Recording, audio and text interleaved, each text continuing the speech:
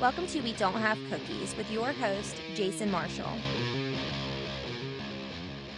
Ladies and gentlemen, welcome to We Don't Have Cookies. I'm your host, Jason Marshall. With me today is somebody who hasn't been on the show since February 6th, which was about the time I said he would be on the show every month and added him to the website.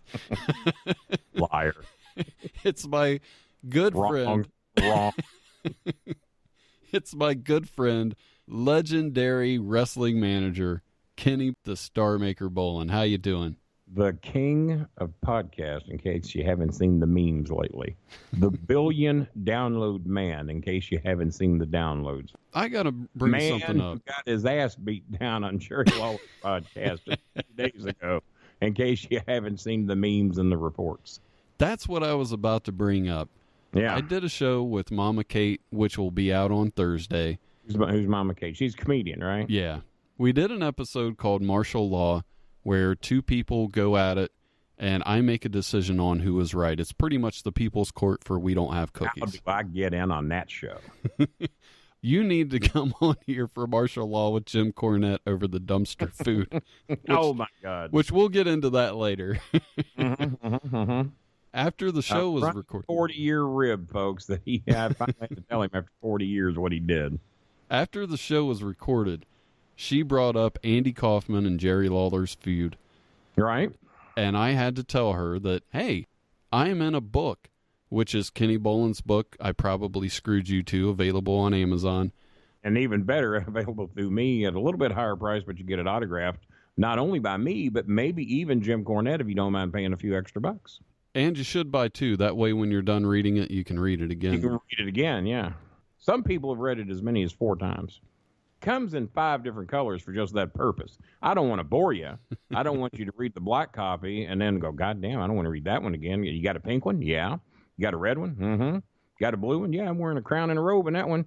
You got white? Well, of course. It's the racist thing to do. You got to have a white one. I'm racial equality over here. I have the discontinued red one right before you change the color up. I don't have a yellow one. You don't? Maybe I should get. Well, there's yellow the black and red, yellow one, right? Well, white, black, and yellow. Yeah, there's white with yellow in it. The artwork done by a famous artist down here. Can't think of his name, but a very famous artist. But I had to tell Joe her. Slack. If I don't think of his name, I'm going to get yelled at. Joe Slack. I'm wrong. Joe Slack didn't do that one because I originally gave him credit in the book for doing it. Uh-huh. He didn't do it. His name was Travis Heckle. Okay. So just pick one. One of those guys did it.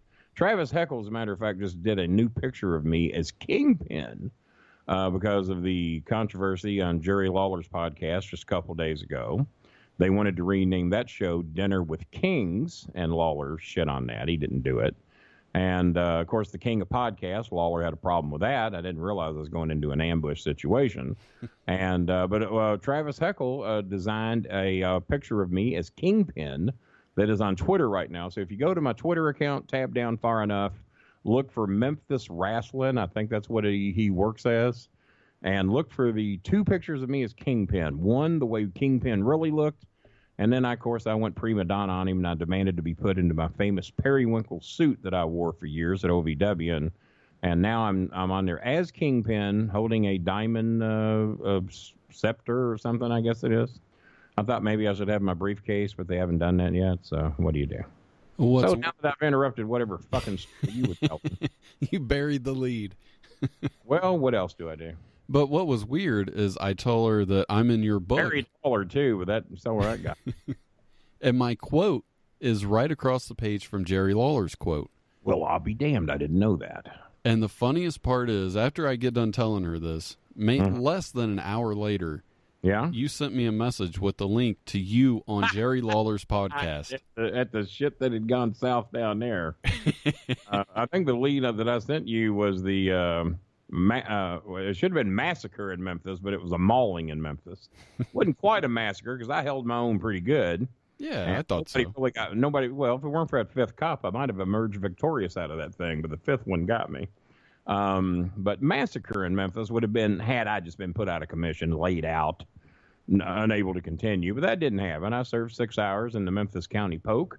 I can't go into full detail of that because I've promised an exclusive on my own show, The Summer of Bowling, the new podcast I'm doing with Brian Last. People seem, for whatever reason, to be very excited about that. I mean, we were kind of excited about it because Brian never gets to speak on Cornette's show when he and I are on. I don't think anybody can on that show. Well, as you've noticed, I can. Well, yeah. He don't shut me up. There's no fear of me with Jimmy Cornette. And when it comes to promos, basketball, driving a car, getting pretty women, I've beaten Jimmy at every single thing we've ever done, and that includes cutting promos and talking. And wrestling. I was 212-0 at Oldham County High. They called me Takedown Bowling. I'm undefeated. I don't get beat at much, and I'll be damned if Jimmy's ever going to beat me at anything. One thing I wanted to talk to you about is both of us recently moved.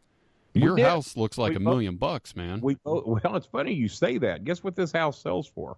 $1 million? Well, technically, the home was estimated at $1.3 million. Christopher has the upper level, and the people that were renting the lower level finally moved out. And I had to break a lease where I was at. I just got the court summons on that today. I had to break a lease. They're really going easy on me. It could have got a lot uglier because I had a lot of months left on that lease, and they're only wanting me to pay 1 month. So that's not so bad. Normally, I've stuck it to every landlord I've ever had that ever tried to fuck with me. But they didn't really so much fuck with me as I had to fuck with them because I didn't want to lose out on his house. I'm going from a fucking $600 apartment to a $1.3 million house that my son is already in, and now we are both going to be the only tenants of this house. He's got the upper level, I've got the lower. So, and I'm not trying to claim I bought a $1.3 million home. We rent it, but we signed a long-term deal. I paid a lot of cash up front to lock us in for 5 years. Then they turn up, we get new owners. Like the first month we move in, we're going, holy shit, they're going to try and tear up that deal. They're going to try and evict us. But it turns out they really like us and they're happy to have us. As a matter of fact, they even offered my son to match the 5-year deal that I have down here. And they would reduce his rent by like $75 a month or something if he would do that. So he also paid up for 5 years because we don't want to own it because we have an option out. We can pay an extra month and get out of it if we have to, because there's a very good chance my son might be going to Europe if Donald Trump imposes martial law, and there's a lot of people thinking that might happen. Now, before I had to cut out the last 20 minutes of unfunny stuff out, Put that in another show, right? You'd better ever, I'll beat your ass. I know where you live, and I know how big your single wide is. That 45 acres of land don't intimidate me. I'll come up in a golf cart. I know I won't run you down, but I'll ride you down. My neighbor rides a golf cart around his property, and it's about... I've seen your property. It's intimidating. Well, his is about the sixth of the size of mine. I can't figure out why he needs a golf cart. Oh, Jesus Christ. It looks ridiculous, man. You got my yard, huh? I got a decent... Well, you've seen the pictures of my place. It's one of the old, Victorian homes? Is that what you would call it? Victorian? Yeah, it looks really nice. Built in the 1890s, and you've seen inside and out. I've posted a lot of pictures. I'm very proud of it. It's, it's not Trump Tower, but then again, I didn't pay Trump Tower money for it. But it's got the big 12, 13-foot ceilings. It's got those great big windows that, as a matter of fact, I had a lot of trouble finding curtains, drapes that would go from ceiling to floor. I found out the hard way that 96 inches don't do it. It gets close, and I said, fuck it. I'm not going to find 100-inch curtains just because they reach the floor.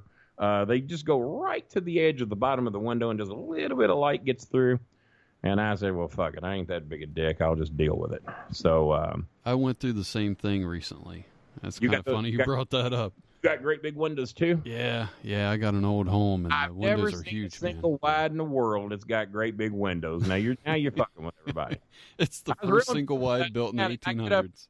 Either that or that's the single wide the guy lived in who's actually building your big home, one of the two. It might have been the outhouse for the guy actually doing the work to build your place. Maybe I got there earlier than I thought and thought that was your home. You did say that you guys are coming down for a cookout sometime. I'm looking forward to that. Eyes ribbing you. I wouldn't come up there. Are you kidding me? Are you Ohio? sure? You're in Dayton, right? The Dayton area? Yeah. How many hours is that from here? About 3? About 3, yeah. Oh, I think I can suck up 3 hours for some good hamburgers, maybe some brats, some cheese, a little relish, some tater salad, some beans, corn on the cob. Maya, by the way, loves corn on the cob, and she's having a fit over your property. Many times I'll see her at my 50-inch computer screen in the living room just gawking at your property going, oh, my God, I'd love to be there. I said, shut up, bitch. We got a fucking 25-foot yard out in the front and a 50-foot yard in the back. Calm down. Now, are my pictures the screensaver on your computer? They are on hers, I'll guarantee you. That's awesome. Actually, my new Kingpin picture that they made of me is now my screensaver on mine. It was the comic book one that Simon did for me, and you talk about a shirt that's been selling well, but the buzz I saw about me made as Kingpin. Are you familiar with who Kingpin is? Yeah. Well, I didn't know much about him. I'd only seen him on a couple of Spider-Man cartoons. And goddamn, it was an awesome picture. But they made me just like Kingpin, only my head, and I'm wearing it. And I said, well, put my crown on. I want people to know it's me. Make it again, but make it with, I'm such a dick. But make it with a crown. They do this shit for me for free, and then I'd be a dick with them and make them enhance it. And then they send it back to me, and I'm still wearing a white suit. I said, I said, big as I am, I wouldn't be caught dead in a fucking white suit. Not anymore. Last white suit I was in was 1999. I got the picture to prove it.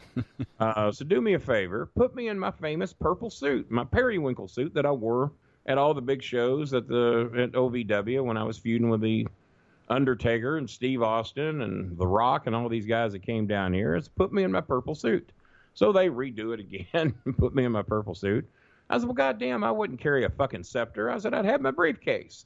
And they said, well, fuck you, take it as is. So I found out where the line was. They're not going to put my briefcase, apparently, in that new picture unless I hire somebody else to do it. And the key word there was hire, so that ain't going to happen. All the pups are gone. Okay, I had one dick back out of getting his puppy. I rescued 4 puppies, 1 cat, and, of course, we lost a rabbit. And if you've heard the Jim Cornette Experience yet, have you heard the latest experience that I was on? I don't think so. When did it come out? Not last week, but the week before. You've got to hear it. We tell the story of Mozart, the pit bull that a homeless man gave my son at McDonald's, and this is all 100% the God's honest truth and an absolute shoot, but still some of the funniest shit you'll ever hear. Yeah, I didn't hear that one. I'll have to go download that. It was 2 weeks ago. So I wasn't on this week, but I was on the week before. That's the show you got to hear, because we talk about Mozart the pit bull and the big surprise of when we drop on Jimmy, and he did not know because I didn't want him told. That's when he found out. I did hear that part. You did hear that part? So how did I miss the Bulldog story? Don't know, because that was told before we dropped the bomb on Cornette. You probably heard it in pieces. Yeah, I must have been busy or something. What they're doing on YouTube to where they break the show up in pieces. Because at the end is when he did the big rant on Russo. Okay. So that's one piece. Mozart's another piece, and me and Brian Last are in the same piece that Mozart's in. So, yeah, my whole segment is one segment. I'm not broken up. Okay. But it's like 3 pieces to the show. So bring up my part. It's on YouTube. If not, I'll find a link and send it to you. But it is a must-hear. You got to hear this one. And I'm sure we're going to touch on it again. But Mozart had a run-in with a rabbit. That the first owner that we gave him to. Mozart had 5 owners in 12 hours. Jesus Christ. But his last Holy shit, man. How'd that happen? He's really a good dog. He was a victim of circumstance. He had a lot of 12 hours. Well, I'll tell you this much of it. First of all, he had his original owner. And then Chris is at McDonald's, and the guy says, look at your dog. I think he wants to go home with me. And the guy, Chris not explaining, the guy says, oh, my God, would you please take him home with you? My girlfriend just had a baby. She won't let me see the baby as long as I have Mozart. All right, I'm going to tell you something else. His name wasn't Mozart. I didn't even tell Cornette this because we were trying to get him a home. But he's got a home now. But the goddamn dog's name was Killer. Oh, shit. And he's got a head the size of a fucking alligator. And I almost didn't let him in the house. He scared the fuck out of me when I saw his head.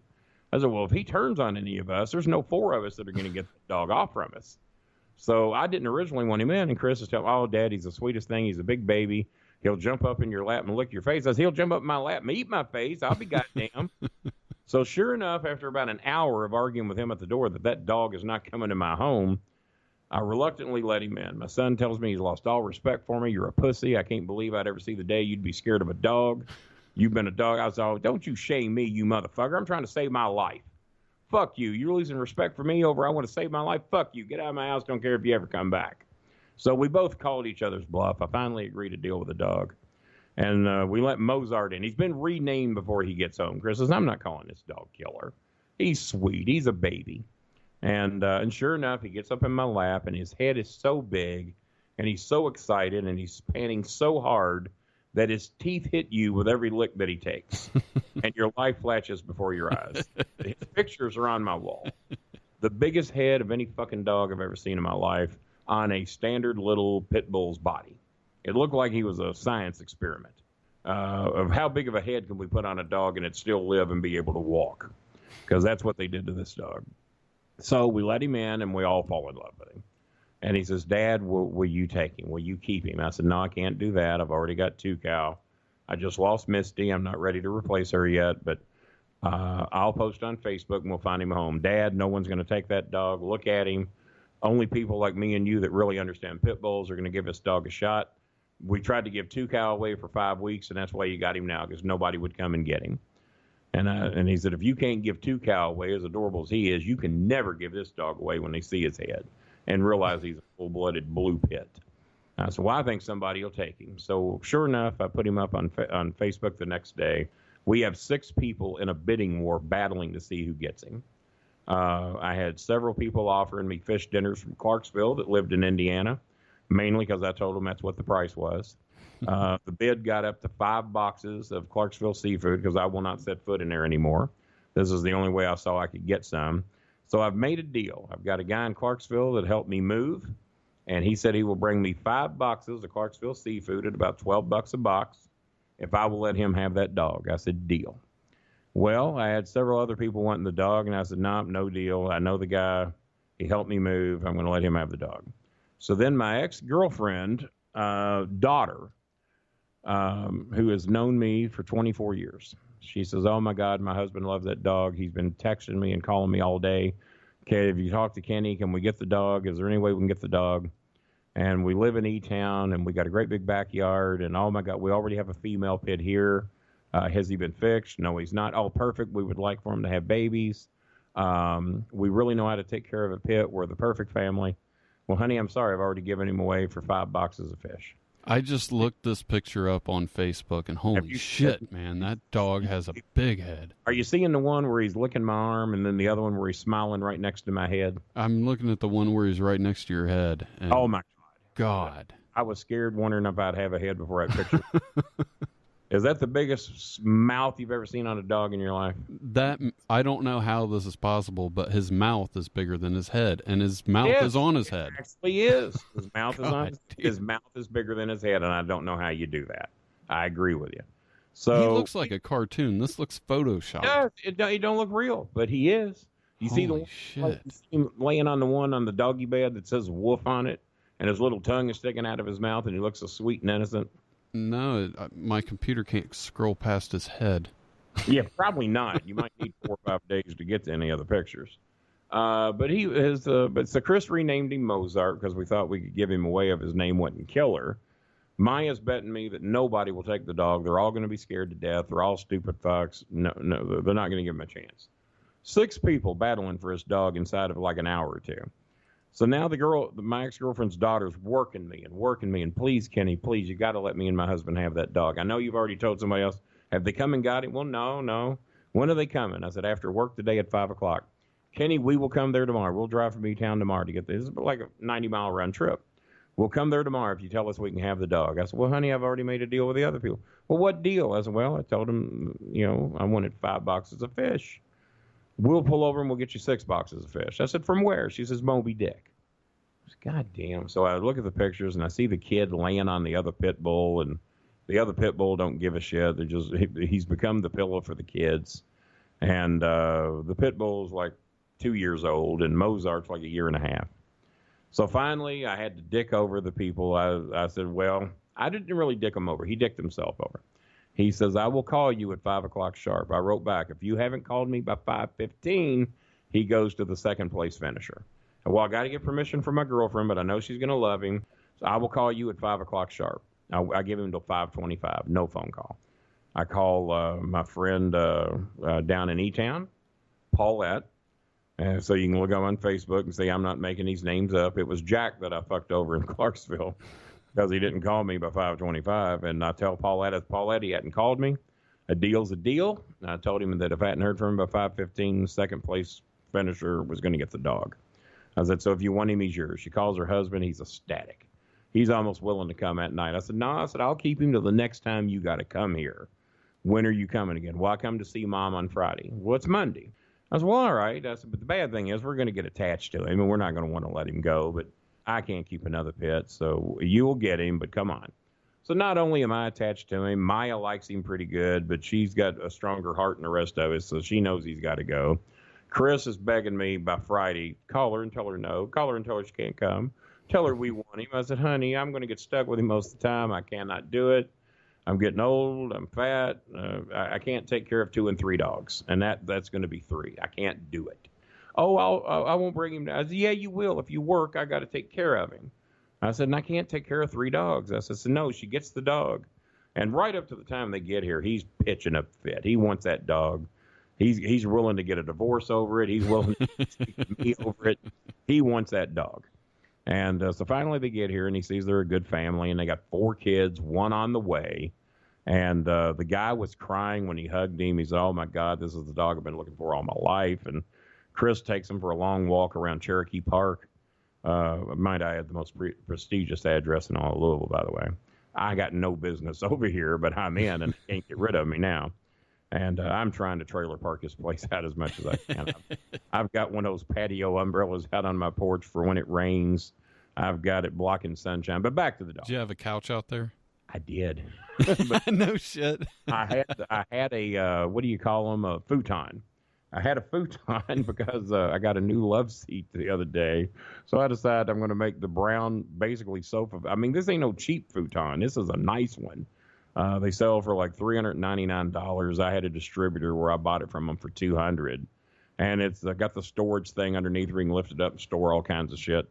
So I really kind of hated to let it go, but it was one of the most uncomfortable sofas to sit on, especially for a man my size I've ever been on. So I put it on the porch. Well, the bad thing is, there's about 1 foot of porch out there now. All my porch has gone away. If you got a chair and ottoman, there's plenty of room. That goddamn couch is taking up 88.8% of the porch. So that thing had to go too. And some ignorant friend of mine, I'm going to call him an ex-friend because he's a fucking moron. But he comes over. He's just one of these people that's he's got to trump every story you tell. He claimed to have been in the wrestling business, and no, he wasn't. He was in some backyard organization that ran in an abandoned warehouse on the 2nd floor. And we heard the stories back in the early mid-'90s that this idiot had fallen through the 2nd floor of where he's trying to run wrestling shows at. And the fans had to climb a ladder. I mean, and let's face it was friends and relatives, and about 20 or 30 of them that would climb up this ladder in an abandoned warehouse to get to the 2nd floor. And why the fuck the 2nd floor? I'll never know. I said, how did you get the ring up there? He said, in pieces.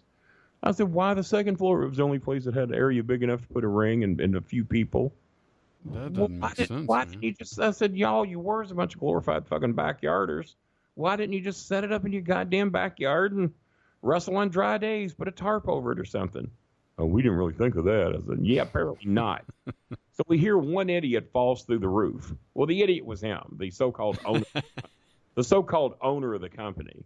And he apparently owned it with another idiot that ended up at OVW wanting to go through training class and to be a referee. And he was a dumb fuck. But OVW will take money from anybody. I'll just let you know that right now. If you got $2,500, you've heard of Have Horse Will Travel, or Have Gun, whatever the saying is. I done forgot it. Have Horse Will Travel seems to make more sense, but that's not the saying. Long story short, Danny Davis needs your money. Yeah, Danny Davis needs your money. Always has, always will. If you got $25, well, maybe even $25, but if you got $2,500, $1,500 for beginner class, $25 for advanced. And amazingly, everybody that's got $2,500 amazingly makes it to advanced class. Never seen anything like it. It's a miracle how that happens. And some people are so bad that they have hung around for 6, 8, 10, and 11 years paying $2,500 Jesus up Christ. to continue to be trained to hopefully get better. Anybody with any integrity, any decency would say, boy, been here a couple of years now, paying $2,500 every 6 months, and you haven't really seemed to get any better. So I'm going to do you a favor. There's a gas station down the street doing some hiring. I think you're more qualified. So we're going to save you that $5,000 a year you've been giving us because my conscience won't let me take your money anymore. So I want you to go get a job pumping gas or something.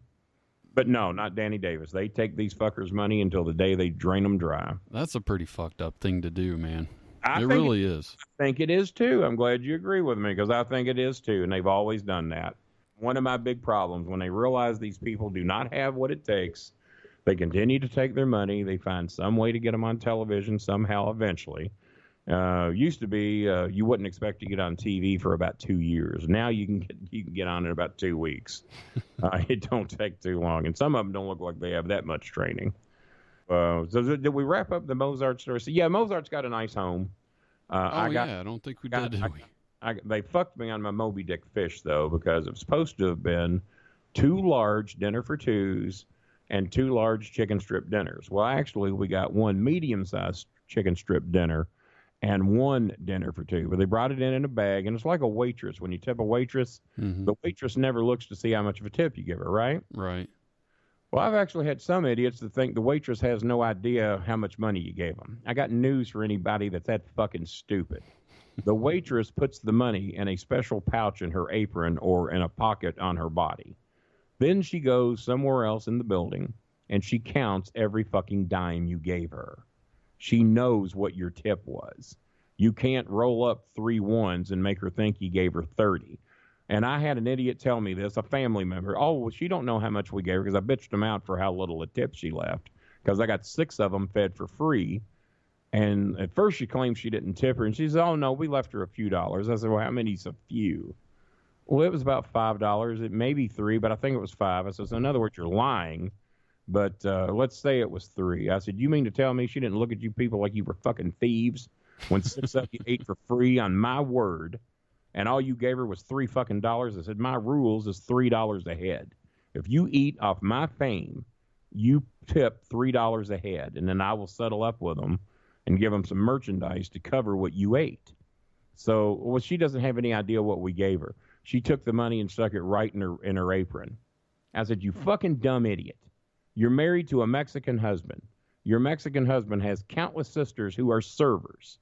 They've never exposed to you that they know to the penny what every fucking moron tips them. I said, you're an idiot. You're a fucking idiot if you think that waitress doesn't know how much money you gave them. Well, she didn't even see us come in. She doesn't know we're with you. I said, you're the only motherfuckers that ever get to eat free off my dime.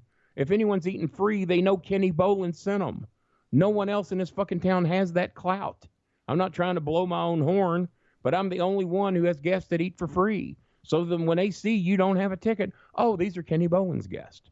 I said, so now I got to go up there and fix what you've done. I said, not only do I got to give them some merchandise to cover your meal, but now I got to tip because you didn't. I said, so thank you for fucking me over. And this is my fucking little cousin. Well, we didn't want to accept your free meal because we knew you'd get pissed. I said, so you knew you was going to go up there and fuck them over, is what you're telling me. Because that's the only way I'd get pissed, is if you didn't tip the waitress. That's the only thing you could do. You could start a fucking bar fight in there. You could have a food fight. You could fucking call the manager a cocksucker, but as long as you leave the waitress an $18 tip, we'd have been cool. I said, you ate 6 $17 meals, and you couldn't muster up a $10 fucking tip for the waitress? I'm sorry to get hot about this, guys, but that shit makes me mad. Hey, while we're on the subject. What subject? Well, Mozart, cats, dogs, fish. We're all over the non-tipping fucking Mexican Mary E's. Well, speaking of restaurants, I saw on Twitter a sign. I guess we were talking about restaurants. It was a sign at the Neon Deli in Middletown, Connecticut. Give them a shout out. It read, please refrain from discussing mathematics while waiting in line. What the hell do you think happened for them to put up that sign? Middletown, Connecticut? Yeah. They don't want people talking about math while waiting in line. I'd love to have something funny to come up with on that, but I got nothing. It's one of the most bizarre signs I've ever seen. I don't even know where you go with that. I think possibly that's somebody like me who's saying, what kind of sign can I put up here that people just go, what the fuck? What does it mean? Maybe they were just tired. They were just tired of cheapskates trying to figure out how much the tip would be. I mean, the closest thing I could do would maybe put up something, no llamas allowed. How many llamas have ever been walked into a restaurant in the United States? Other countries, possibly. No llamas allowed. Please keep your penis in your pants. But you know what? There's probably restaurants that's been an issue. If those of you wearing glass eyeballs, keep them in your head. But you know what? That could be an issue. That Sammy Davis Jr. may have ate there. You never know. But don't discuss mathematics. I know Foghorn Leghorn once said, well, you can't argue with figures. So maybe that just keeps you from having an argument. You got me, man. I have to see. Maybe Cornette would have better shit. Who knows? Jimmy's a genius, you know. Just ask him. Well, speaking of Jimmy Cornette, you said something about before the show started.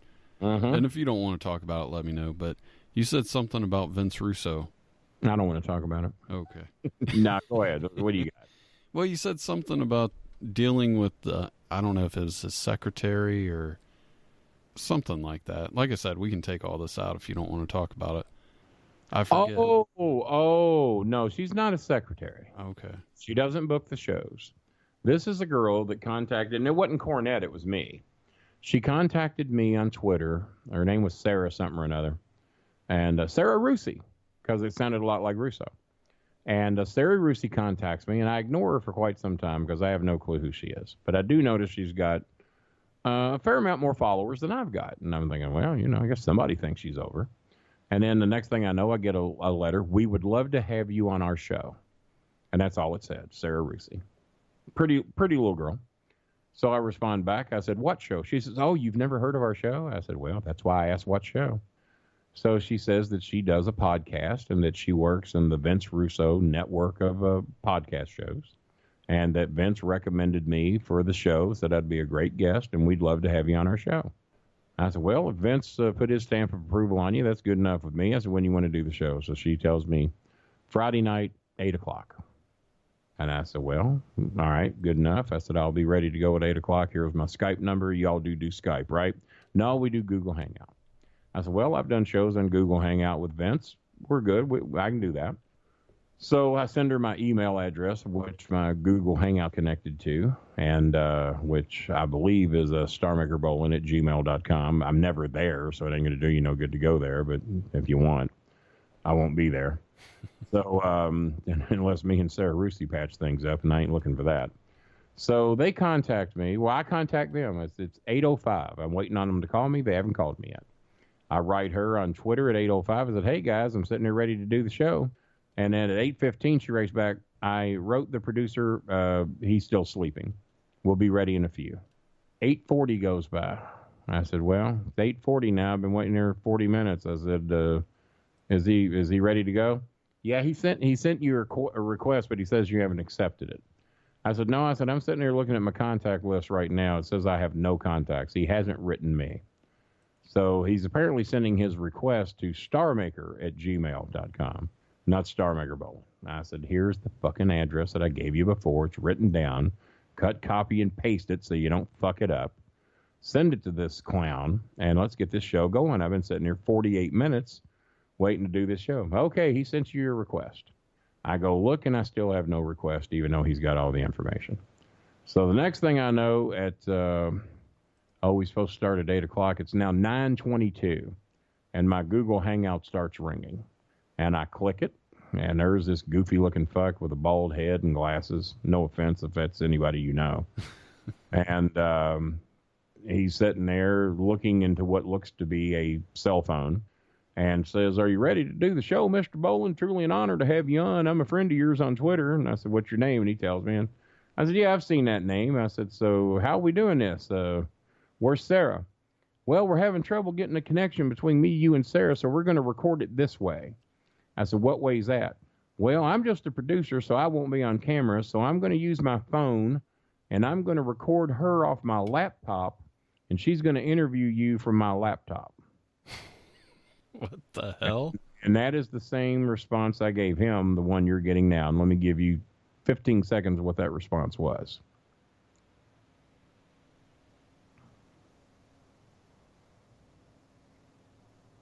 Okay, you get the idea. I was counting down. We still had 3 more seconds. We have 3 more seconds. Yeah, I jumped the gun. and I said, you know what? No, I don't think we are. So now she's saying, really? Is this how you want to do the show? And whatever his name was, I don't remember. And I said, no, I don't think we should really do a show like this. I said, I just got all kinds of new audio and video equipment over here, and I don't think this is a good idea. No, this will work. Here, let me show you. So he puts the camera on his laptop and gets in as tight as he can. And now she starts talking to me through the speaker of a laptop. I'm sitting over here with 1,000 watts of Dolby Digital Sound. I don't have Doji. When it comes out, I'll have it, but I don't have it yet. And Dolby Digital Sound, a 50-inch computer screen, which I probably need a 70. My vision's getting rough. And the new mixer, 4 microphones. I'm set up big time. All 4 microphones on camera. You've seen the test video I sent you, right, Jason? Yeah. Shit sounding good and looks good, don't it? And by the way, can I get your permission to put that on the Facebook page? I don't care. Go right ahead. Go right ahead. And because it does look ridiculous as shit to me. I loved it, man. It was honestly to God, people have said, "God damn, Kenny, looks like you're doing a press conference." Well, that's the look I'm going for, you idiots. And if you're listening to this, make sure you like the Facebook page so you can see that video. It's great. Yeah, it's oh my God, I forgot about the video I sent you. Well, I guess shit, whatever. So I forgot about that. So it's now becoming evident that I have stumbled into Disney World and Mickey Mouse is in rare form. And I said, I can't even hear her. I don't know what she's saying. Well, she'll say it and I'll repeat it to you. I said, no, you're not. No, you're not. You're not going to do that. I said, guys, I've been waiting an hour and a half patiently because you're friends of Vince Russo. I said, what is she wearing? Oh, that's her negligee. What? I said, why? Well, she does all the shows in negligees and lingerie. I mean, that's great. But I said, well, I said, I'm not in my negligee or my lingerie. I feel overdressed for this occasion, and I'm only wearing a T-shirt. I said, so, no, I tell you what. Why don't you all get your all shit together? And what is today? Wednesday? Let's try this on Friday or Saturday. How's that sound? Okay, well, we can do that. We're sorry. I think it'll work this way, Mr. Boland. I said, well, you think wrong because I'm not going to do this. I said, so y'all get your shit together. I've done these shows with Vince on Google Hangouts. They always work fine. You're obviously doing something wrong. So when you figure it out, we'll do it. And I said, I've seen a few of your Google Hangout shows. You all know, what are y'all doing wrong? What is wrong? Why can't you get 3 people on this? Well, Mr. Boland, why don't you try that? I said, I'm not trying anything. I'm not trying to be a dick, guys, but you invited me to do your show, and you act like you knew what the fuck you were doing. It's becoming quite obvious that you don't. And if you guys notice that my voice changes a lot, if I speak into 4 different sides of this microphone, you get 4 different sounds. And it is designed that way. It's not a flaw. And I'm just tired and lazy, and just I lean, and then I end up on another side of the microphone. So that explains that. But no, so the more I thought about it, the more I said, you know what? I don't have a whole lot of moral values, dignity, or integrity, but I've got enough that I'm not going to do this show. So I blocked him on Twitter and Facebook. I deleted her, didn't block her, just made room for more fans. And they wrote me, we still doing the show? And I wrote back, no. That is all that apparently that answer was good enough because they haven't pursued me for anything else. And Russo has been such a mental mess lately over dealing with this Cornette shit that he really hasn't even thought about bringing up why didn't I do Sarah Russi's show. But when he feels better, I guess we'll talk about it. But no, it's they're not going to be getting me. I love Vince. I'll do anything Vince wants me to do for his show. But Sarah Russi had a couple shots at it and it didn't. And maybe you blame her producer. I don't know. But either way, I won't be doing that show. Yeah. And there was one show I did about 2 years ago that about 8 minutes in, I realized these people didn't have a fucking clue as to who I was, Didn't know what questions to ask, had no idea what I'd done in my career. They were just popping themselves because they heard Kenny Boland be a good guy to get on their podcast. They knew nothing about me. So about 8 minutes in, I said, guys, did y'all do any homework for this fucking show whatsoever? No, man, we just thought we'd fly with it. And I said, well, you flew with it and you just crashed. Good day. And 8 minutes in, I hung up on those fuckers and went, God damn. You try to be nice. You try to give some of these up-and-coming podcasts a chance to hopefully, at least some of my fans will drift over. But the thing I've noticed is that my fans know better. They will only go to the decent shows. And I think mine and your shows have normally done pretty well for the most part, right? Yeah. And me and Brian Last, whenever I've done his shows, he's always gotten great responses. I'm the 5 of the top 6 rated shows that Jimmy Cornette ever did. Lawler says he's never gotten so much attention.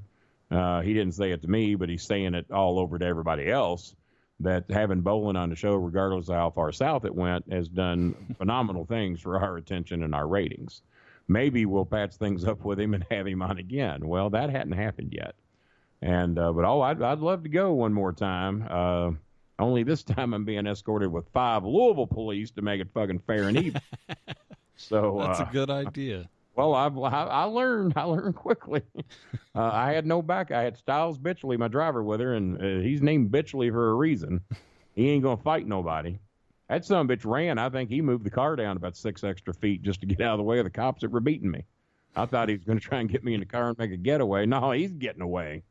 So Styles was an ass. I'll have a man take me down next time. When your name's Styles Bitchley, you got to figure you're getting what you paid for when it comes to Styles Bitchley. So, but he's my driver, pumps my gas, and I normally sleep, and he drives me to wherever it is I got to go. And that's another thing. I was probably in a bit of a mood when I got in Lawler's anyway, because I told Styles to wake me up about 15 minutes before we got there. He pulls up at the door. Here you are, Mr. Boland. You ready to do that podcast? And I looked at him. I said, I told you to wake me up 15 minutes ago. Well, you were sleeping so good, Mr. Boland, I didn't want to wake you up. And I said, even though I ordered you to wake me up. So you just can't get good health these days. But I've had Styles forever. I mean, he'll have to fuck up, I guess, worse than this to fire him. But we'll keep him on a little longer, I guess. So I've been doing all the talking. You got any questions? Well, I would like to know where my birthday... Did we start this at 8 o'clock? Something like that. Sneaking up on 2 in the morning. I think we've been doing sound checks since 8. Yeah, we did sound checks since 8, and we actually went on the air about at 12:20 or something. 4 hours of sound check. I'm a little picky with these new microphones. I want it done right. And speaking of microphones... I was. My birthday was not that long ago. Mm-hmm. I was kind of expecting to get one of those for my birthday. You know, that's funny because I was thinking the same thing. Because I was on your birthday. I figured you got some birthday money, and I was expecting you would have ordered one. You know what? I did a radio... So I guess we both kind of assumed the wrong thing, didn't we? I did a radio show the day before my birthday. Yeah. And I brought up that the next day was my birthday. I don't remember what I said. But did the you phrase say birthday money. Did you say that I prayed and I wish that I get a Boland Media microphone for my birthday? Well, the phrase... It might have worked out. I might have heard about it, and it might have worked out in your favor. The phrase birthday money came out of my mouth. Yeah? Birthday money? The guy was from New York. Starts cracking up laughing at me. Saying, how old are you turning a kid? Because I haven't said birthday money since I was 12. I use everybody that writes me. Well, no, I take that back. Everybody that I write, if I see that they have, I check to see if they've ever written me. And then if they have written me, and I do this every birthday, this is every day, tells you what a life I got. So every birthday I check, and if they've written me, I see what the most recent thing is they've said to me. And if the most recent thing, you know what? This has turned into a very racist show. I've been sitting here talking all this time on the black microphone, and I ain't spent no time on. Hang on, black microphone, go away. Black microphone. Come on in here, white microphone. Or is the white microphone? How's that sound? Equal time. I like it. Fuck that black microphone. He's led me down a lot of stories I didn't even tell tonight. White microphone won't do that to me. So we're on the white microphone now. This is microphone 1. Black microphone's microphone 4. Just happened to be that way, folks. It wasn't anything racist. Just to prove that, orange microphone is 2, and your favorite, Blue Microphone. Blue Microphone's number 3, but they're both turned off tonight. I gave them the night off because they worked hard last night. So, and Blue Microphone took the road trip with me down to Memphis, by the way. So when you hear me order Lawler that I'm going to set in on a show, but I'm not going to talk on that prehistoric shit he's got, Styles Bitchley hooked up a set of Beats by Boland's and hooked up my Blue Boland Media microphone. And we even, just in case we needed it, we had the new Boland balls. You've heard about the Boland balls, right? Yeah. The Boland ball. We had 2 of the best sellers, Boland's Blue Balls. And we had 2 of those there just in case anybody wanted to hold them or fondle them or even buy them. And none of that happened. But we had them just in case. And those are Bluetooth spherical balls that patch into your phone, your laptop, your tablet, whatever you got. And you can listen to your music. You can answer your phone, take them to the bathroom with you, where the fuck ever, kitchen. Someplace you might not want to take your phone. You might not want to risk your phone being in the bathroom because a lot of stupid fucks I know drop their phones down the commode. One of those stupid fucks was the Big Show. He did that. Lost his phone at an autograph signing we was doing in Indianapolis. His phone fell in the fucking commode. Oh, shit. So he got mad and he threw it up against the wall. It broke in 2 pieces. I went and picked them up, made him sign them, and I just found them the other day. No shit. I just found them the other day. I got him to sign them. This was in 1999 or 2000 he did that. And I found the phones. I got them in here in the living room, and I'm thinking about maybe auctioning those off one day for anybody that would like to have Big Show's phone that he dropped in the toilet, broke, and then when he calmed down, he signed them for me. I thought you were announcing my birthday present. No. I moved over to the white mic. What was I saying on the black mic that I felt should move over to the white mic? I don't remember. And by the way, the black microphone, no offense to anybody who likes this color, but the black microphone just days ago replaced the pink microphone. But there's been a lot of talk on other shows that now want the pink microphone to come back because they feel the pink microphone adds and you probably have the picture with the pink microphone. And there's a lot of people making demands that the pink microphone come back because they think black is just too blah, just nothing to it, and it's got a black head on it too. So it just, and a black shock mount. So it's just all black. I can see that. Yeah. And I have colored windscreens. They're not as good as the manufactured ones that come with the mics. These are much thicker. And they really saved me on my P's, S's, and T's because just to give you an idea, I'm going to show you why I use these windscreens or pop filters, whatever you want to call them. Okay, so now we're going to talk without the filter. You notice that got a little louder, right? Mm-hmm. We don't have the windscreen on. When you talk about P's and S's and T's, and especially P's, when you talk about P's, you hear that a fucking miserable P, fucking see what I'm saying? Yeah. So now I'm going to put it back on. God damn, what a cartoon this is. All right, so now I have the P's on. So I'm talking about the P's now, and the P's aren't doing that. And you can talk about the P's and the pop filters and the pussies and the psychos, which you don't pronounce P that way when you say psycho. And but you see what it does, right? Yeah. So these fuckers really work, because I always heard you use your pop filter because it saves you on your P's, T's, and S's. Well, it fucking really does, and I never believed that. Yeah, I got them on all mine. So sometimes when people smarter than you tell you something, you should fucking listen to them, because I didn't. And Christopher doesn't like how they look, so he tried to take the filter off on the live bowling alley. And I went after him like he'd stolen my firstborn, which turns out he is my firstborn. So that was weird. And so I made him put the filter back on. And that's why I just gave you a short example to why all you beginners out there and all you goddamn backyard podcasters that aren't pros like me and Jason. Let's face it, Jason is really not in my league, but I'll put him there today. And but yeah, that's why you use your goddamn pop filter, because you listen to people smarter than you. And if you're brand new in the podcast world, including Hacksaw Duggan, I'm smarter than you. And you got no business in my business. I heard your podcast sucks. You should carry a 2x4 and cut lumber somewhere, because apparently I haven't even heard your show, but I've heard the reviews. And I've heard Pritchard's, and I listen to Pritchard's show a lot. Well, that's kind of a lie. I've never heard too many words out of Pritchard's show, because I'm normally sound asleep in the fetal position by the time I hear about 8 words come out of that show. So that's our thing on the Pritchard show. 6 million downloads, my ass. He's full of shit. That's why I don't even tell anybody how many downloads I get, because so many people just lie about their numbers. Well, everybody does. I won't be able to because I get my numbers every day sent to me by email, and I can promise you those are. I wish they were bullshit numbers. Really, I don't know yet because we haven't done a show. What I'm getting is feedback on people that are going to look at the trailer. And let's face it, that ain't a whole shitload of people. But when we do the first show, and they know we're going to talk about what happened in Memphis, the mauling in Memphis, the potential Memphis massacre, it could have been one. And when we talk about that and we talk about what's going on with Jimmy and what's going on with Vince Russo, and my son are probably going to make a short political appearance because he wants to piss some people off too. See, if I'd have said piss people off without this pop filter, it would have sounded like shit. You would have pissed some people off. Piss some people off doing that. You let me know when your show goes live, and I'll promote it here on the podcast, and we'll get you a pretty good bump too. Well, it'll never go live if you mean live. Well, we're not even doing live, are we? Are we live at 1:34 a.m. in the morning? No. Good thing.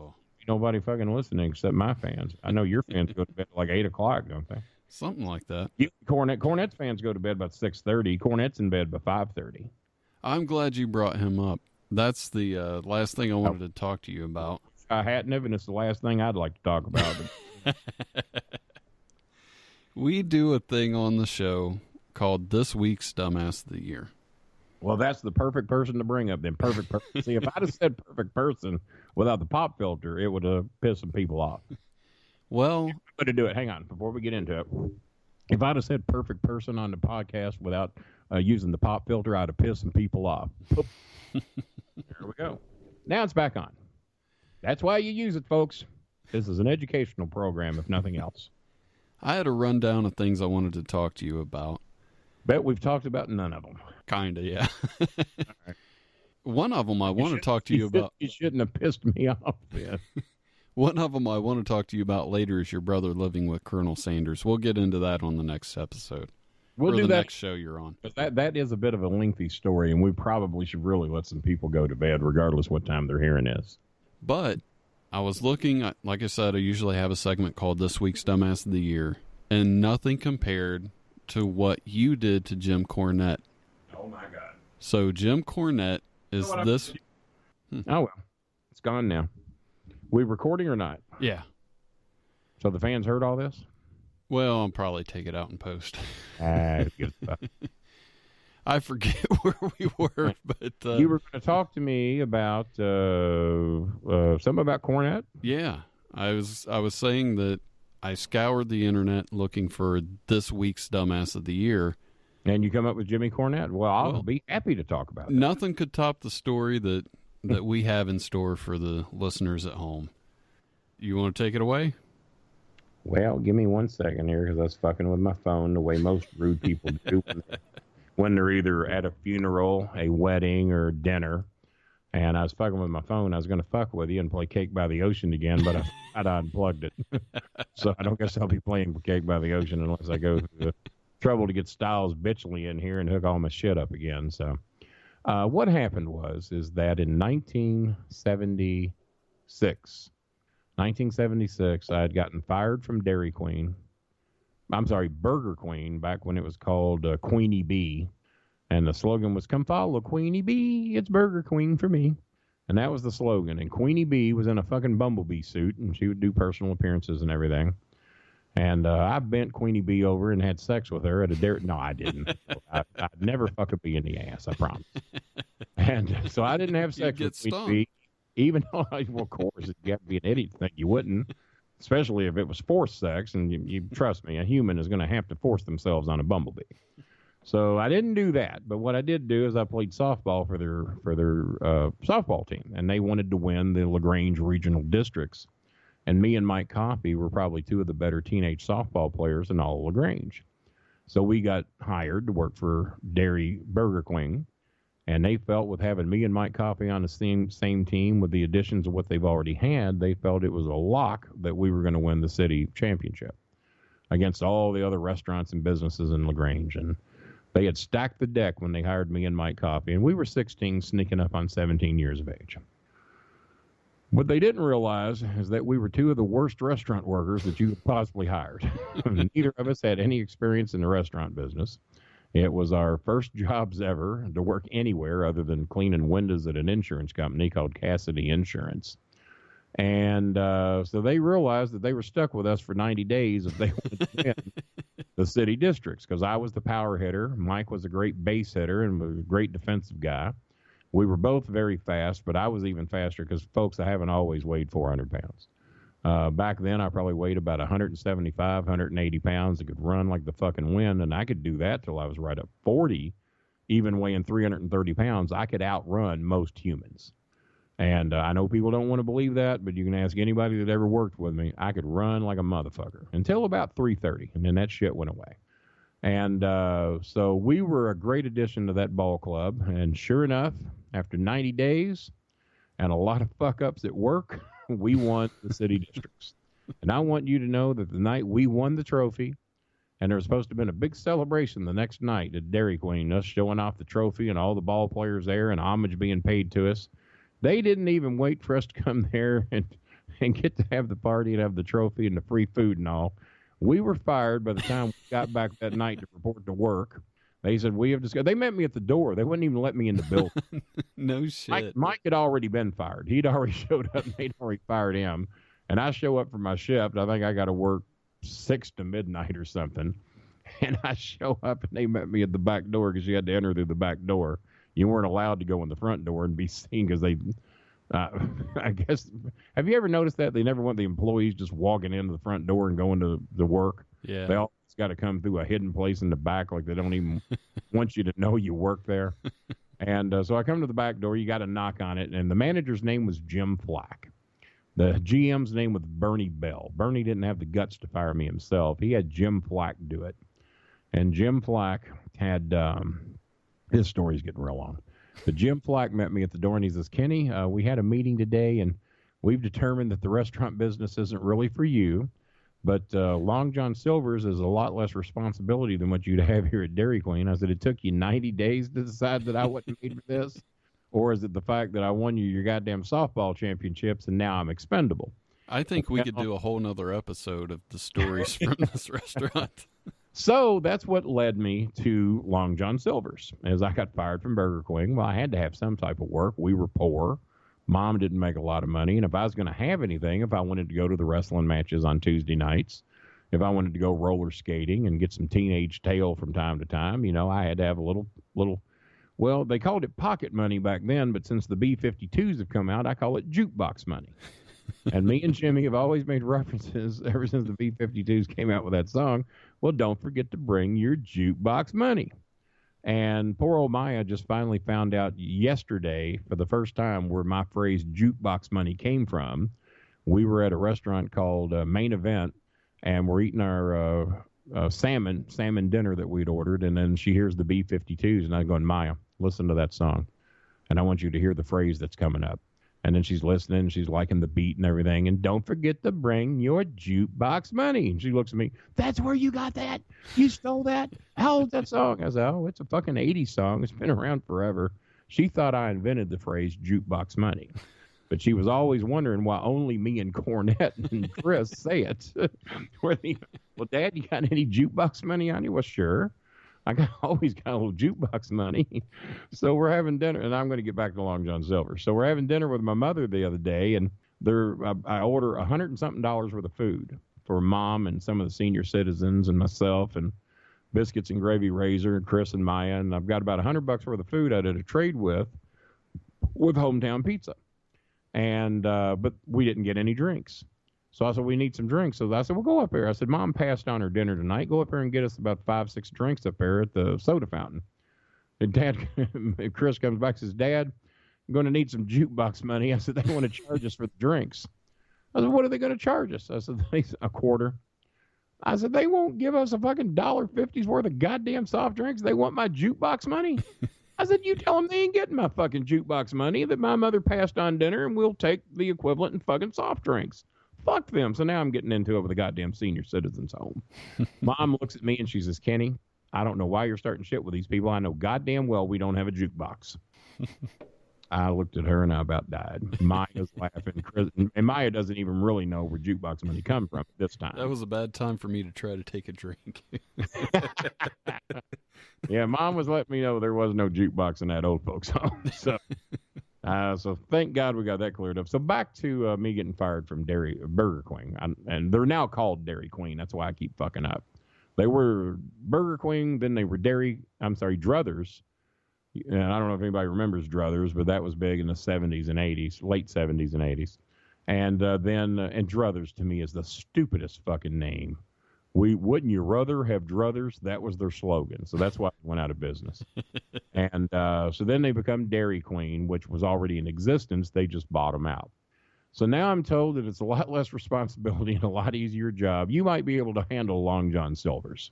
Much easier job. We will give you good references. You and Mike Coffey can go there. Well, Mike said, fuck it, I'm done with the restaurant business. So he doesn't go. But his family's got money and mine don't. So I got to go over to Long John Silver's and apply for a job. And they give you this ridiculous fucking outfit to wear. You got to wear this stupid fucking bandana to look like a pirate.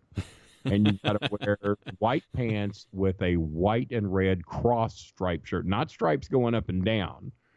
Fortunately, I weighed about 175 pounds then, or 170. Do you have a picture of this? I wish the fucking God I I do too. I have a picture from that era where I'm wearing a mask and I'm wrestling as the Masked Mauler, and Mike Heilman, my best friend, along with Jimmy Cornette. Mike Heilman had been my friend since third grade, and I'd only known Jimmy 2 years at that time.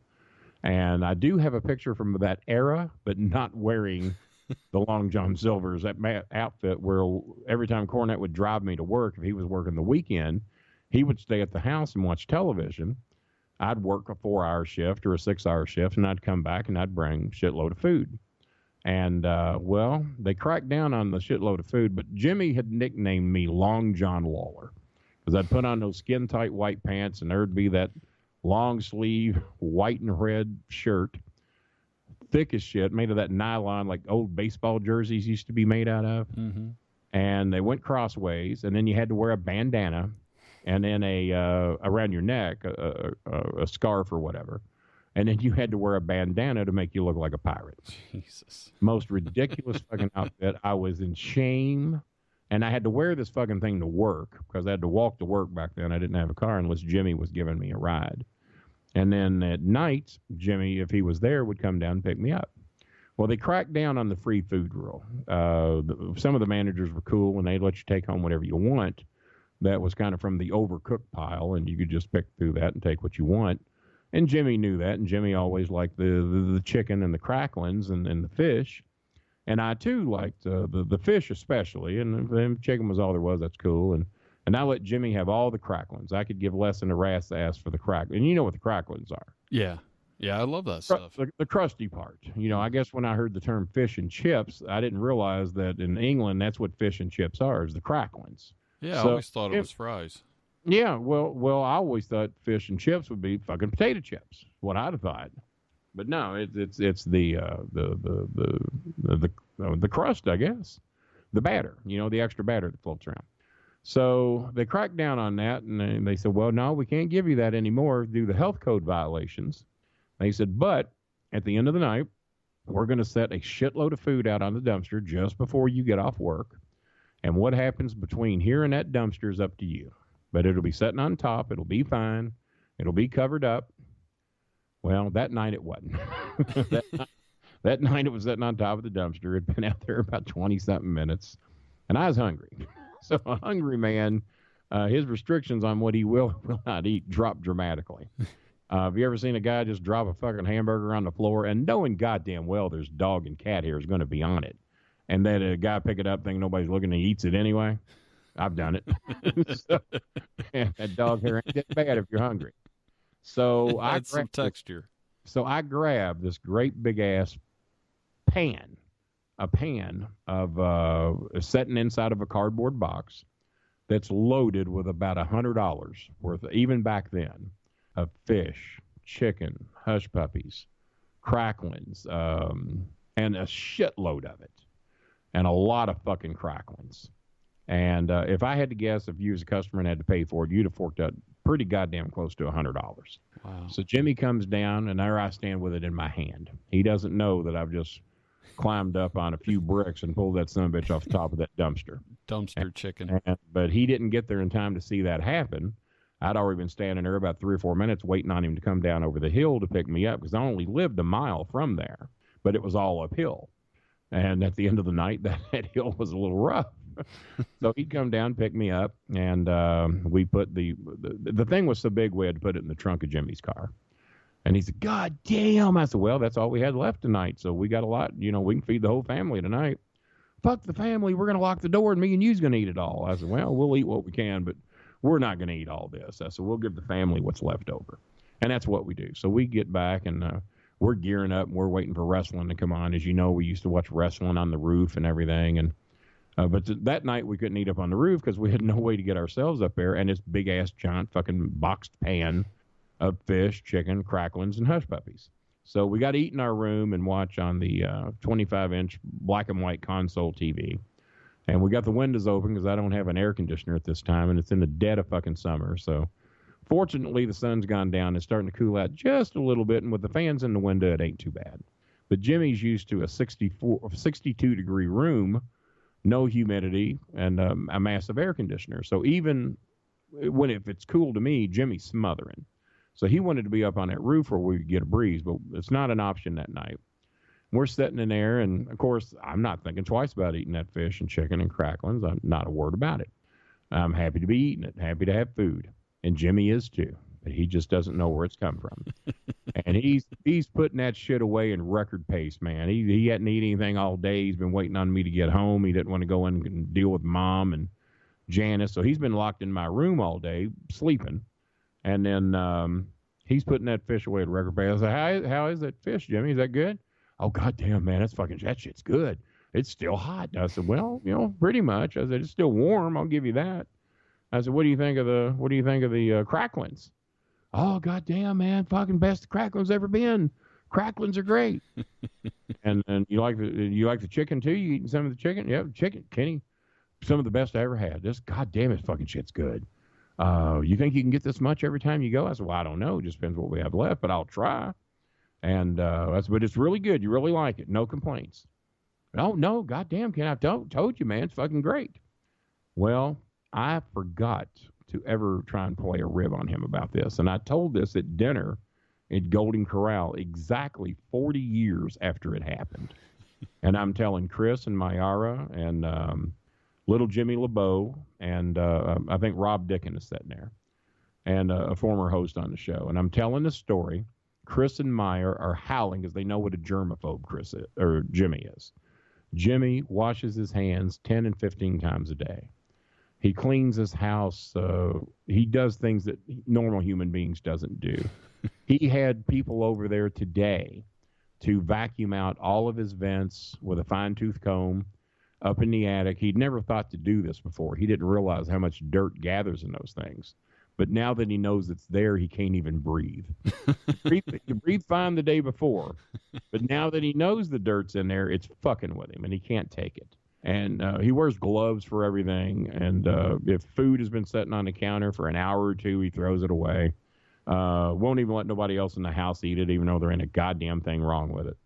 And, well, I'm probably exaggerating an hour or two. If it's been sitting on the counter for an hour or longer, it's garbage to him.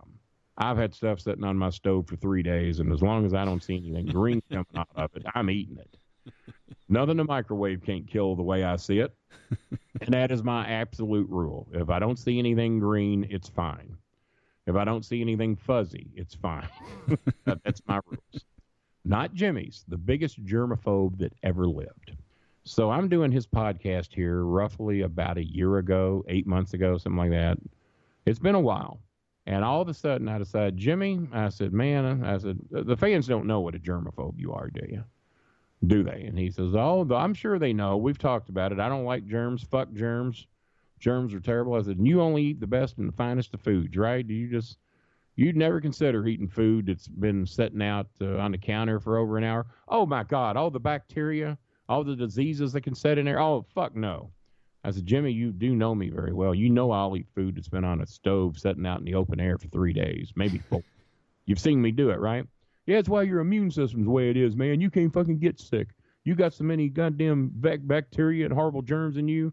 You got into me. I said, don't you think that's a good thing that I don't get as sick as you do? Yeah. That you get 4, 5, 6 colds a year? Jimmy, I went 7 years without getting a cold. Do you know why? Because I've got a pretty good immune system. You know why?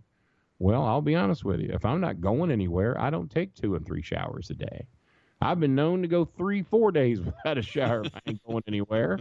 I got nobody to impress, and as long as I don't smell me, I'm cool with it. Now, when I smell me, I'll take one. But, I'm old, retired, and I got nowhere to go, nothing to do most of the time. I said, when it comes to food, you've seen my rules on that. But I got a confession I got to make to you today, Jimmy. He said, what's that? I said, well, first of all, I need to know something very important. I said, have you ever knowingly eat food out of the garbage? Well, hell, no, fuck no. Court, no. Wait, what? Why you asked that? Why did you say knowing? now he's kind of on to it. What have you done?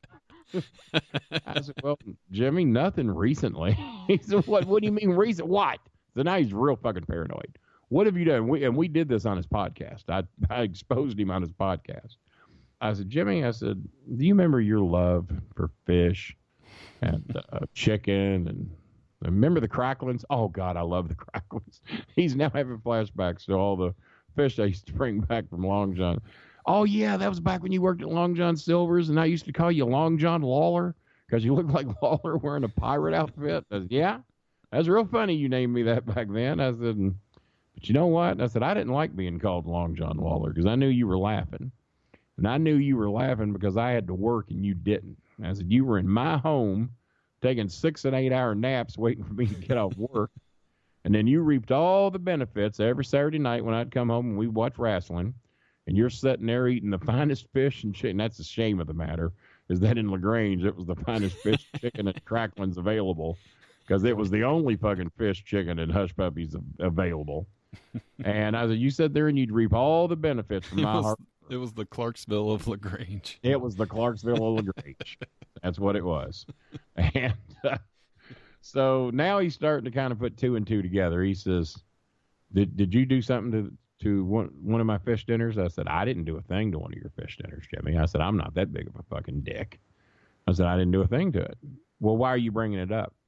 I said, how long's it been since you had your last big old plate of cracklings and fish and chicken, and especially the crack? You love the crack. Oh, I love the cracklings. I said, I know you do. You've talked about it many times. I said, well, I got a confession to make. Are you ready to hear it? He said, yeah. I said, roughly about 40 years ago tonight, there was a night that you come down to pick me up, and you was always used to me having a shitload of fish to bring home with me. Well, that night I was going to have to disappoint you because I knew you hadn't eaten. It was too late to go out and eat anywhere. And we weren't going to have any food, and I didn't want to put you in that position. So thinking of you, I did something for you. Well, what'd you do? I said, well, they passed a rule earlier that week that we could no longer take fish and chicken and cracklings and all that home. We couldn't do that no more due to health code violations. Why would they do that? I said, well, because, Jimmy, that fish and chicken I'd been bringing home had been sitting out for a couple of 3 hours. Oh, you're kidding me. Oh, my God. I didn't realize it'd been out that long. I said, well, that's not the bad part of this story. That's the good part. He says, how can it get any worse than that? I said, well, I didn't want you to go hungry that night. And they told me, they said, well, Kenny, we can't give you this fish because that's against the law. We'll get in trouble.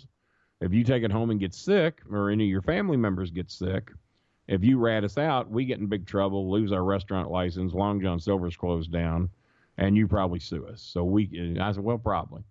I said, so I don't blame you. He said, but what we can do is that we're going to put it on the dumpster. And then if you decide you want that fish, you can climb up a few of those bricks there at the side, and you can go up there and get it. And it's up to you. And then if you get sick, it's your fault. I said, deal. He said, deal? What do you mean deal? I said, well, that night I didn't want you to go hungry, and I didn't want to be hungry either. And I knew that fish was fine. I'm the one that boxed it all up and put it on there. I said, so the management went out, and they put it up there nice and neat. They didn't dump it into the dumpster like assholes. They left it intact, and they set it on top of the dumpster. And then when I got off work, I went out there, and I got it.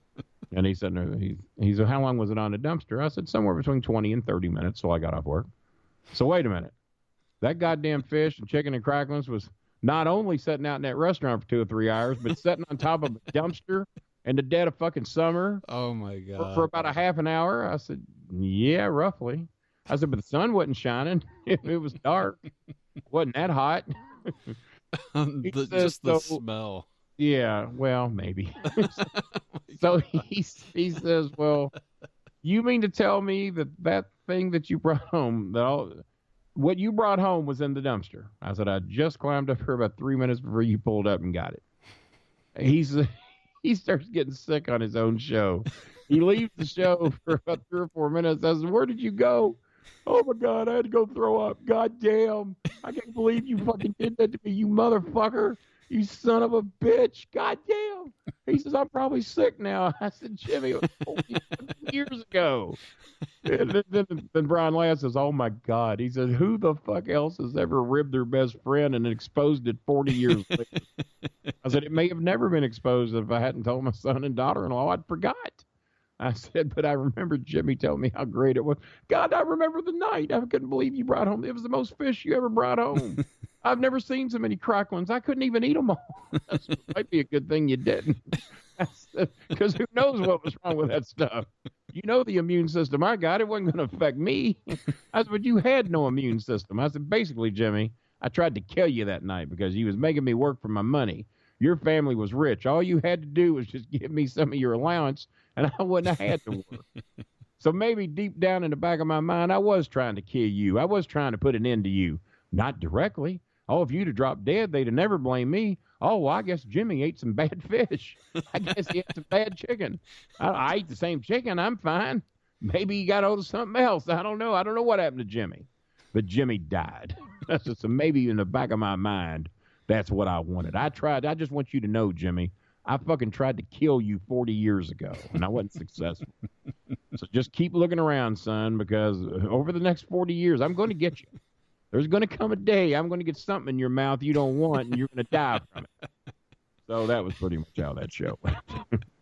And he had to discover that. And he swear to God, he threw up, thinking that he had eaten fish out of a dumpster. And he was gone off the show. Me and Brian Last had to just sit there and talk while we was figuring out what he was doing. But he left 4 or 5 minutes and fucking threw up. Now, whether they've edited that out since, which probably they did, but in the live recording, he was gone for the better part of about 5 minutes. Sick as a dog. And so now he can almost laugh about it. Yeah, you remember when you fed me that fish out of a dumpster? It's now been 41 years ago. Almost 42. I would love it if the two of you came on here. If I fed you fish out of a dumpster? No. I'll do it if you want me to. Oh, I believe it. I ain't getting another job at Long John Silver's because I ain't going to be known as Long John Lawler again, but I'll see what I can do. Just the thought of the smell coming out of the dumpster is enough to... But the great thing is that it didn't transpose to the fish. The fish smelled so bad you didn't know that it had dumpster smell. That was the great thing about that. It's hard to outsmell fish. Chicken, maybe. Cracklings, absolutely. Hush puppies, never had a chance. But with fish, you ain't going to smell a whole lot worse than Long John Silver's fish. Even a dumpster. I would love that. And on that, I think it might be a good point to end this show. I would love to have you and Jim Cornette on here on a special edition of Martial Law to settle this. Special edition of Martial Law. I might be able to talk him into that. That would be a hell of a show. It probably would. It might get a little heated because he gets a little upset when he talks about that sometimes. That's the first time By the way, the whole entire I Tried to Kill Jimmy segment of this show was on the blue mic. Brought to you by the Blue Microphone. Now, I got to say this just to clear the air. Matches my blue balls, by the way. If you want to get my blue balls, just go to Facebook or Twitter.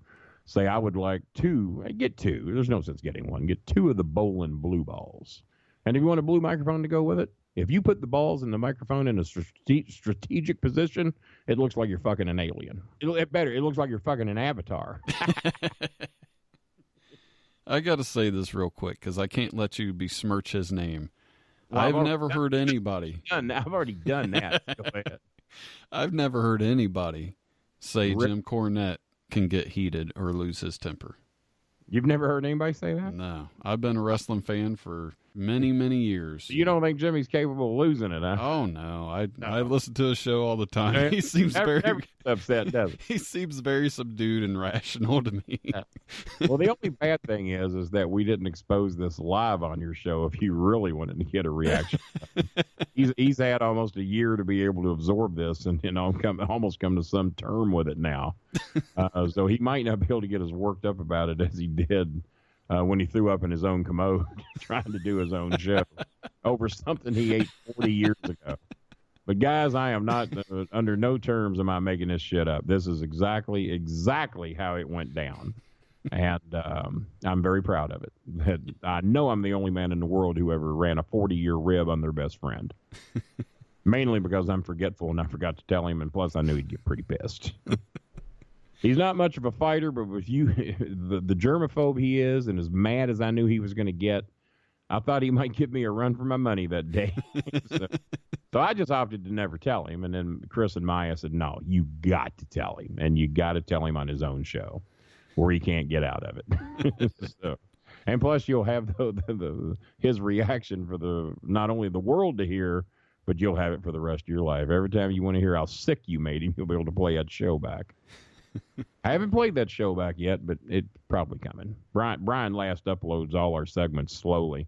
I hear they uploaded the flatlining episode where people thought I died on Jimmy's show. Mm-hmm. I had a specific device hooked up to me, and a lot of people thought that I intentionally tried to sound like I died on Jimmy's show. Well, that wasn't the case. They had sent me home with a thing to monitor my heart because my heart rate had been accelerating extremely high, and they were having trouble getting it down. So they put an electronic device that was hooked into my back, not in my back, but it was strapped on my back, and then a connection to my chest to monitor my heart. But the power supply was on my back, like a little backpack, a little small one.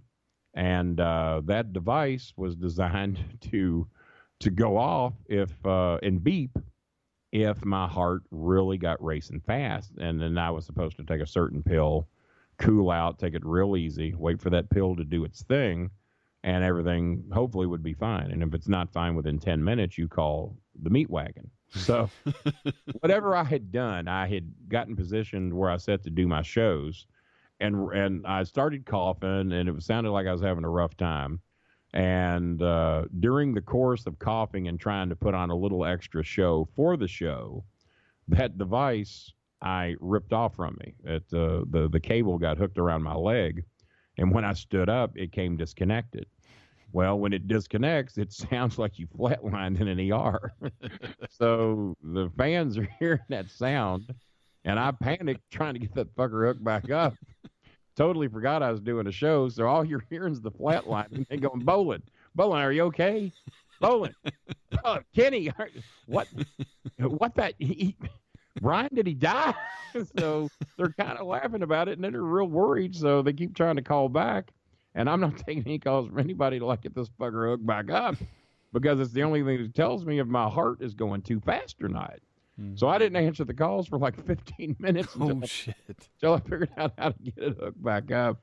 And they were within inches of calling their own meat wagon to come over and check on me. And so a lot of people thought we dubbed that shit in and that we worked it out. That was not the case. It just fucking happened to go down that way at a perfect time that the show was wrapping up anyway. But I was going to start coughing and all this shit and just act like I was in bad health. Mm-hmm. And then we get the flatline noise. so they just left it in and act like I died on the show. So fans have been writing in since Brian started uploading. They've uploaded all of mine and Jimmy's segments to where it's only me and Jimmy. So in other words, the rest of that horrible fucking show that someone wants to listen to, you no longer have to listen to. You can just go right to me, and I'm from the beginning to end. And that is really the smartest way to listen to the show. And Jimmy gets 1,000 letters a week telling him, why don't you just have Bolin on for the host show? Why don't just you and Bolin do the fucking show? But if he gets some money for his show, and he's got paid sponsors because he's Jimmy Cornette and he's with the MLW network. But I hear that things are on shaky ground over there at MLW. I hear some things that a lot of people ain't liking. A lot of people have already left. Might be some other people leaving. And so when everybody knew I was going to a new network, they all knew that I was going to join Jimmy. And I wanted to let Jimmy think that. So on last week's show, that's where we surprised Jimmy about where I'm going. And even he thought I was joining them. And he was going to have some friendly competition with Kenny on his own show on the same network as Jimmy. But it didn't go down that way. But so definitely make sure that the 21st, that's only, when's this thing going to air, Brian? Monday, so that'll be you better air it. 19th? You better air it quick, or they're going to be announcing a show that's already aired.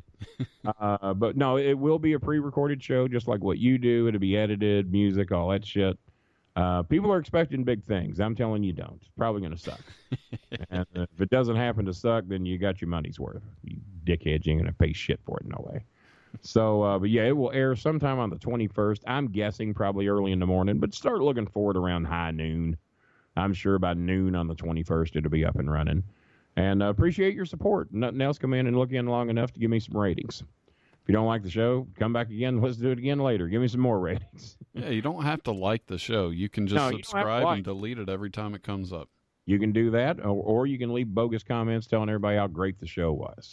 I actually do that to some shows. I just subscribe and delete it. Well, I don't. I'm going to be honest with you. I don't listen to very few shows.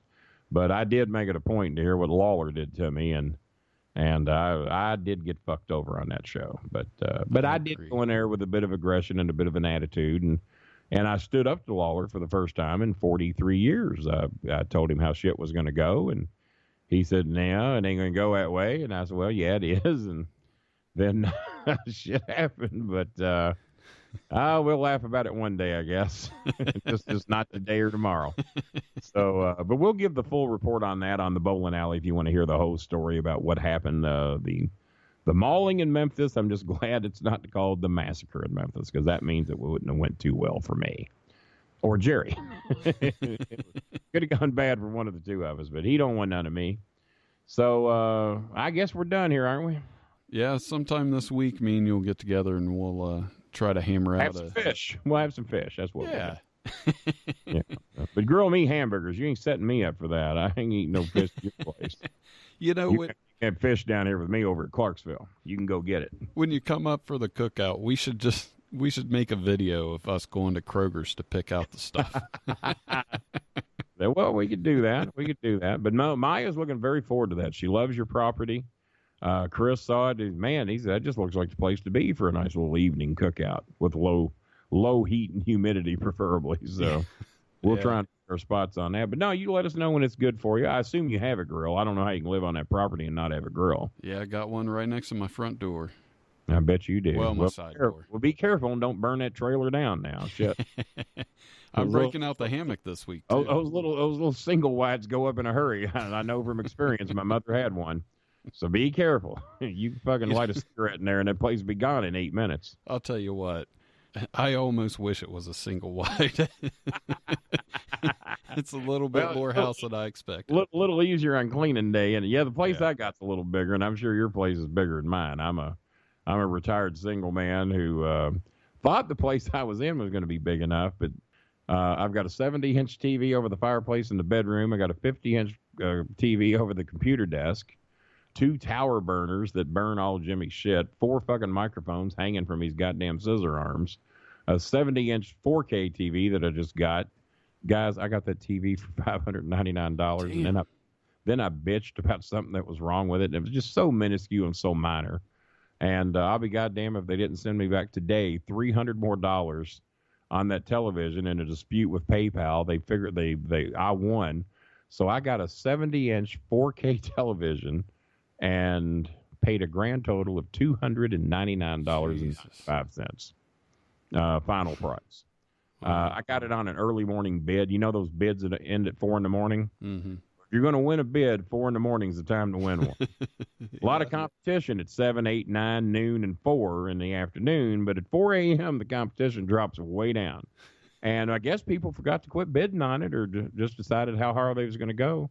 But it was brand fucking new in the box, a 70-inch 4K television, Chromecast and all that shit, and $509. So I was thrilled with that. But when I got it home, I thought there was, between me and you, because I know no one's listening, between me and you, there was bit of an audio glitch. And every time this, just every minute, 2 or 3, an audio glitch would happen and the sound would go out. And it was like they were bleeping 2, 3, 4 cuss words and then the sound would be back. And this goes on and on. It keeps happening. And I'm going, well, fuck, this is irritating. And I was assuming that it was the television that was doing it. Well, between me and you, there's rumors going around that it could have possibly been the defective Vizio soundbar I had that was doing it. That I have since replaced and bumped up to the 54-inch Vizio soundbar with like 500 watts of sound or whatever it's got. Blows away that piece of shit 38 Vizio soundbar, and by some mysterious thing of circumstance that it doesn't have that audio glitch anymore. But they already sent me the money, and it would just be cowardly of me to call them back and say, here, take your money back. I could have been wrong. Because it could have been the TV. After such a nice gesture, it would just be rude. It'd be rude for me to just have that overruled. So, Yeah, but once you have it. I'm done with you. All right. Thanks for being on the show, man. It was a great time. You should, because we've been trying to get this fucker done for like 6 hours now. So It's been a while. At least the audio checks are over, and we gave them the 41 minutes of show they deserve. And we'll try this again another day. Hell, we might even do a live one right there from your grill. That'd be a hell of a The time. front porch of your trailer. But I want to fucking cover over that goddamn porch in case You it got rains. it. If I come up here and it rains and you ain't got no porch cover, and I ain't bringing no jukebox money either, you're paying for all the food. Sounds good. Keeping my jukebox money in my pocket. So until then, I said good day. All right, guys. Well, that's it for me. Had a lot of fun. I hope you did too. Have a great week. Thanks for listening. Tell your friends about the show and leave a review.